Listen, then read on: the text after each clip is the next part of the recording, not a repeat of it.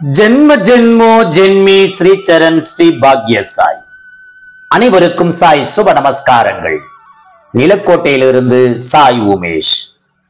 அவதூத கீதை 8ஆம் அத்தியாயம் ஸ்லோகம் 1.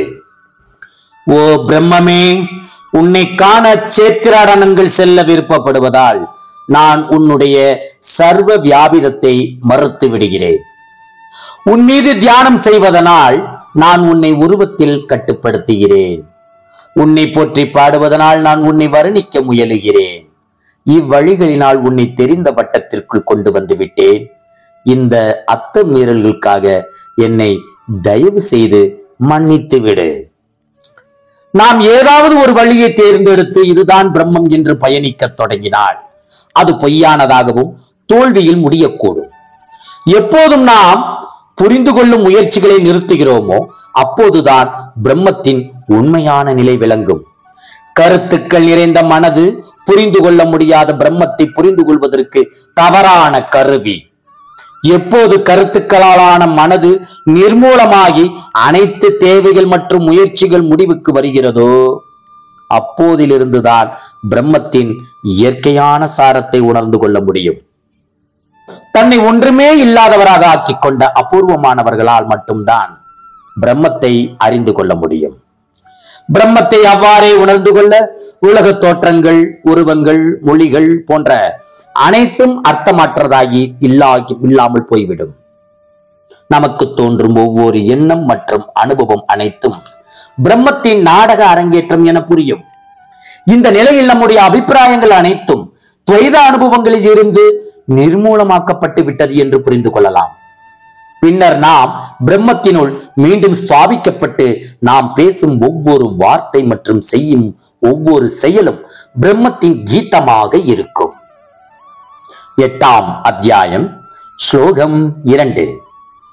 எவரொருவர் எதற்கும் ஆசைப்படாமல் இருக்கிறாரோ மற்றும் தோற்றங்களில் தன் விழிப்புணர்வை தொலைக்காமல் இருக்கிறாரோ, எப்போதும் மிருதுவானவராகவும் தூய்மையானவராகவும் எதையும் சொந்தம் கொண்டாடாமல் அல்லது பேராசை கொள்ளாமல் இருக்கிறாரோ அவரே பிரம்மத்திடம் அடைக்கலம் அடைகிறார்.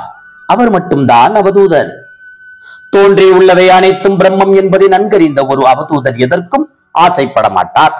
நாம் தனிப்பட்டவர், வஸ்துக்கள் தனிப்பட்டவை என்கிற எண்ணம் இருக்கும் வரை ஆசைகள் இருக்கும். ஒரு அவதூதருக்கு அவ்வகையான எண்ணம் இல்லாததால் அனைத்து தோற்றங்களும் தன் குணத்தின் கனவு போன்ற தோற்றங்களாக இருக்கும். அவர் எதற்கும் சொந்தம் கொண்டாட மாட்டார். ஒரு அவதூதருக்கு தோற்றங்கள் என்பதை பிரம்மமாக தோன்றும் போது ஆசைகள் இருக்குமா? ஆகவே ஒரு அவதூதர் தானாகவே வாழ்ந்து தன்னையே கண்டு தன்னையே கேட்டு தன்னையே ஸ்பரிசித்து தன்னையே நுகர்ந்து தன்னையே சுவைத்து தன்னை மட்டும்தான் உணர்கிறார். உண்மையில் அவதூதருக்கு வெளியே என்பதே இல்லை. அவரே முழுமை, அவரே அனைத்தும். 8ஆம் அத்தியாயம் ஸ்லோகம் 3. அவதூதர் மிகவும் விழிப்புடனும் உறுதியுடனும் எளிமையானவராகவும் இருப்பார். அவர் தன் மனது மற்றும் உணர்வுகளை கட்டுப்படுத்தி இருப்பார். அவர் அனைவரையும் மதிப்புடன் நடத்துவார். அவர் கண்ணியமானவராகவும் தோழமையானவராகவும் கருணை உள்ளவராகவும் மற்றும் ஞானத்துடனும் விளங்குவார். ஒரு அவதூதரின் அந்தரங்கம் வானத்தைப் போல பறந்து விரிந்து உள்ளது. அவருள் மன ரீதியான அல்லது உணர்வுகள் ரீதியான சிதறல்கள் இல்லை. அவருடைய உணர்வுகள் தூய்மையான உள்ளதால் அவர்கள் அப்பழுக்கற்ற கண்ணாடியைப் போல அவ்வாறே பிரதிபலிக்கிறார்கள். அவர் வழக்கமான செய்கைகள் செய்கிறார்களோ இல்லையோ அவர்கள்தான் உணர்ந்து கொண்டிருக்கும் பிரம்மத்தைப் போலவே அனைவரையும் நடத்துகிறார்கள். இது மிகவும் இனிமையாகவும் அன்பாகவும் நம்முடைய கருத்துக்கள் நிறைந்த எண்ணங்களை கிழிக்கும் அற்புதமான சக்தி நிறைந்த அனுபவமாகவும் இருக்கும். நாம் பிரம்மத்தினுள் தான் இருக்கிறோம் என்பதை அறியாதவரை அவதூதர்களின் செயல்கள் புரியாது.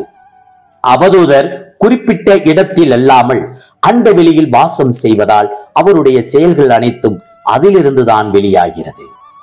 அவ்வகையான செயல்களுக்கு குறிப்பிட்ட முறையோ அல்லது வரைமுறையோ கிடையாது.